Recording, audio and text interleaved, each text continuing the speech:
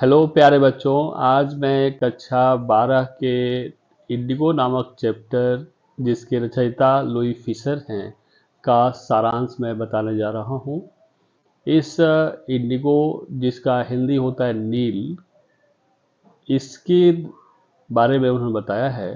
वस्तुतः सन 1942 में Louis Fischer की मुलाकात गांधी से हुई थी, जिसमें उन्होंने यह बताया था कि 1917 में किए गए जो चंपारण आंदोलन है, उसमें कैसे उन्होंने जो है पहली बार भारत में जीत हासिल की थी। उसने बताया कि सन 1916 में जब वो लखनऊ के कांग्रेस अधिवेशन में जाकर बैठक कर रहे थे, उसी दौरान एक चंपारण का किसान जिसका नाम राजकुमार शुक्ला था आया और उनसे गुजारिश की कि वह उनके वहाँ चले और उनके किसानों की समस्याओं को हल करें। पर गांधी ने उस पर बहुत ध्यान नहीं दिया, तो और उसके बाद से वहाँ अपने आश्रम सेवाग्राम में चले गए। लेकिन वह किसान राजकुमार शुक्ला उनका पीछा नहीं छोड़ा और पीछे पीछे वह वहाँ तक सेवाग्राम में भी चला गया।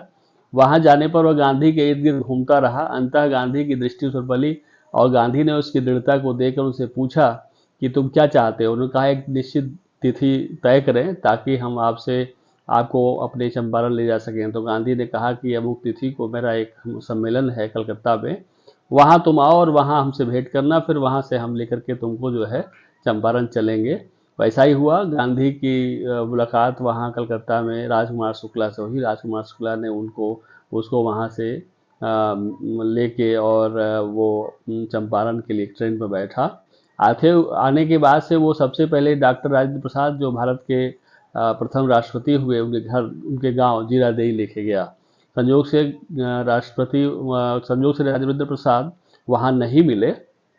उनका एक नौकर मिला जो जो राजकुमार शुक्ला को जानता था। उसने कहा कि जो है ठीक है, आप दोनों लोग यहीं ठहरिए। तो वहाँ वो ठहरे। उसके बाद से वो जो है वहाँ से वो फिर मुजफ्फरपुर होते हुए चंपारण आए। वहाँ किसानों की स्थिति देखी और किसानों की स्थिति से वो इतना द्रवित हुए कि वो तय कर लिए कि इस आंदोलन को हम समाप्त करेंगे। और वो जो है एक घटना हुई जिसमें एक किसान को बड़ा मारा पीटा गया था। उसको देखने के लिए वहाँ वो गए। रास्ते में जो है उनको अंग्रेजी सरकार के द्वारा एक लेटर आया कि भाई आप यहाँ जल्दी से जल्दी यह जगह छोड़ दीजिए। गांधी ने मना कर दिया कि हम नहीं छोड़ेंगे।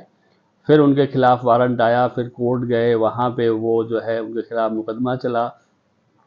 अंततः जो है गांधी जी को कोर्ट में बाइज्जत छोड़ना पड़ा।